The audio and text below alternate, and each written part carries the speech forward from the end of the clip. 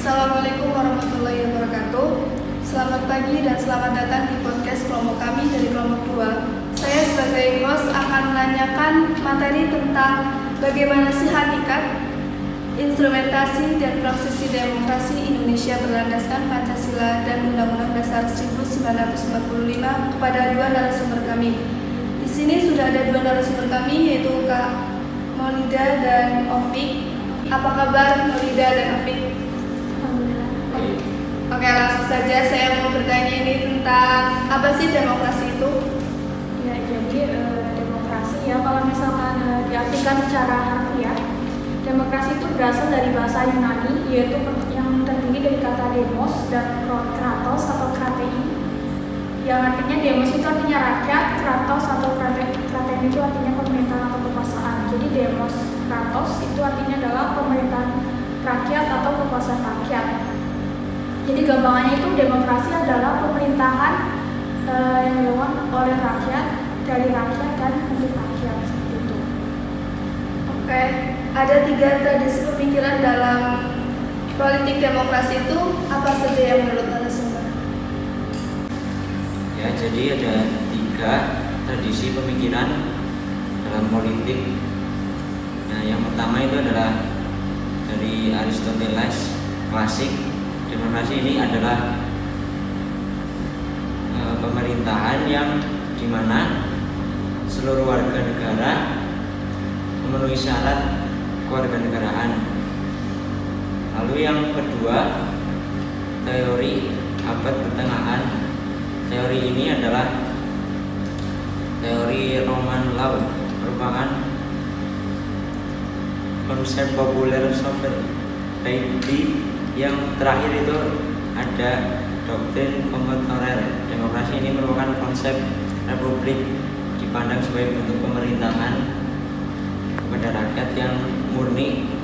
Nah, itu adalah tradisi pemikiran dalam politik. Tetapi pada tradisi pemikiran yang ketiga diklasifikasikan menjadi 4. Ada demokrasi protektif atau demokrasi yang bisa disebut kekuasaan ekonomi di pasar. Demokrasi pembangunan ini adalah suatu model manusia sebagai individu yang kekuasaan atau kemampuannya. Lalu yang kedua adalah demokrasi pembangunan. Nah, demokrasi ini adalah suatu model manusia sebagai individu yang perspektif, yakni manusia sebagai konsep makhluk yang mampu mengembangkan kekuasaan atau kemampuannya. Yang ketiga, demokrasi equilibrium, yaitu pentingnya penimbangan nilai prestasi dan apatisme. Demokrasi yang terakhir adalah demokrasi partisipatoris, bahwa kita tidak dapat mencapai partisipasi yang demokratis tanpa perubahan lebih dahulu dalam ketidakseimbangan sosial dan kesadaran sosial. Oh ya, pemikiran tentang demokrasi Indonesia itu menurut narasumber itu yang seperti apa sih? Ya, jadi demokrasi yang ada di Indonesia itu kan yang dianut itu demokrasi Pancasila ya. Berarti demokrasi Pancasila dengan demokrasi yang berisi dengan nilai-nilai Pancasila, seperti itu. Yang intinya demokrasi tersebut dapat diyakini dan diterima sebagai sistem politik yang baik guna mencapai kesejahteraan bangsa. Seperti yang kita ketahui, demokrasi Indonesia itu sangat penting bagi masyarakat dan aturan tata negara. Jika misalkan di demokrasi itu tidak ada, itu apa yang terjadi di suatu negara? Nah, kalau demokrasi di negara kita tidak ada, kita akan kehilangan kesejahteraan masyarakat dan juga kekacauannya di negara itu. Dan suatu negara itu perlu adanya masyarakat yang komplement ataupun mendukung, dan masyarakat perlu terlibat dalam hal tersebut. dan juga pembangunan suatu negara demi terciptanya kemakmuran. Dengan demikian, demokrasi tidak ada masyarakat akan saling ingin menang sendiri atau saling memaksakan kehendak dan lain-lain. Apa demokrasi diperlukan yang bersumber dari Pancasila?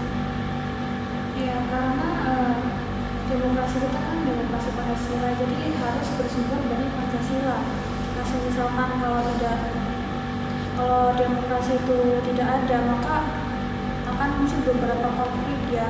Lebih mudahnya dijelaskan lebih dahulu tentang kelemahan praktik hukum di negara kita yang sering muncul di media sosial. Yang satu, contohnya yaitu buruknya kinerja lembaga perwakilan dan partai politik, krisis partisipasi politik rakyat, munculnya penguasa dalam demokrasi.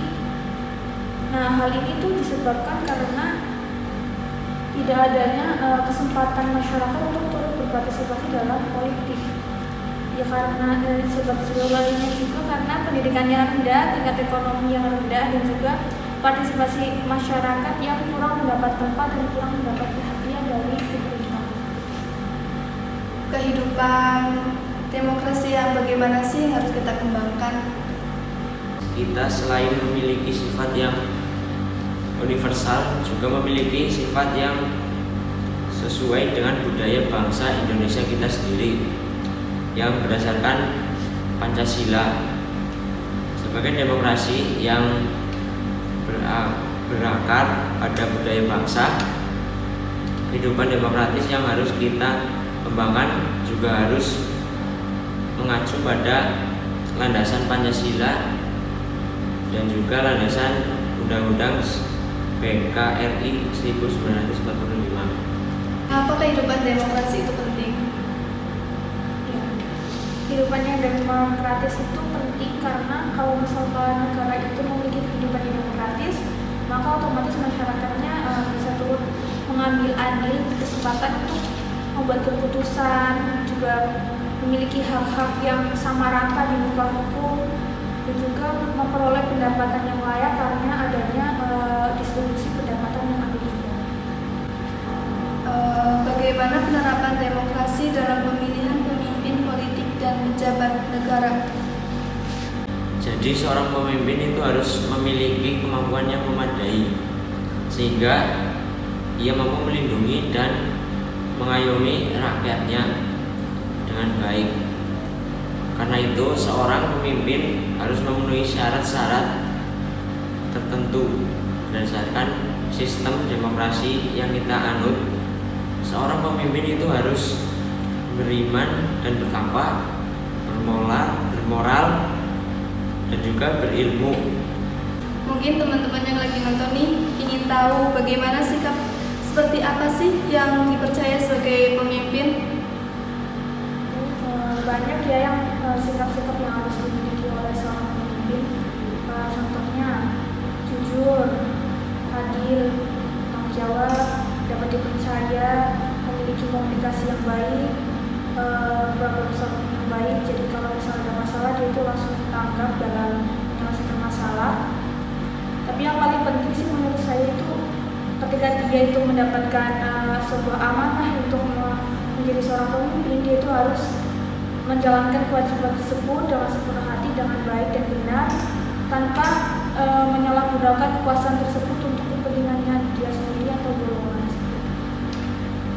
Itu dia penjelasan tentang hakikat, instrumentasi, dan praktisi demokrasi Indonesia berlandaskan Pancasila dan Undang-Undang Dasar 1945. Terima kasih kepada narasumber yang sudah meluangkan waktunya untuk podcast kali ini. Oke, dari jawaban narasumber tersebut dapat disimpulkan bahwa hakikat demokrasi Indonesia memiliki peran utama rakyat dalam proses sosial politik. Hal ini sesuai dengan 3 pilar, yaitu pemerintah untuk rakyat, pemerintah oleh rakyat, dan pemerintah dari rakyat. Sedangkan instrumentasi demokrasi Indonesia berlandaskan Undang-Undang Dasar 1945 dan Pancasila itu meliputi DPR, DPD, MPR. Dan yang terakhir, praktek demokrasi Pancasila berjalan sesuai dengan dinamika dinamika perkembangan kehidupan kenegaraan Indonesia. Prinsip-prinsip demokrasi Pancasila sesuai ideal telah terrumuskan, sedang dalam tataran empiris mengalami pasang surut. Sekian, saya Amila Selendani selaku host pamit undur diri. Akhir kata, wassalamualaikum warahmatullahi wabarakatuh.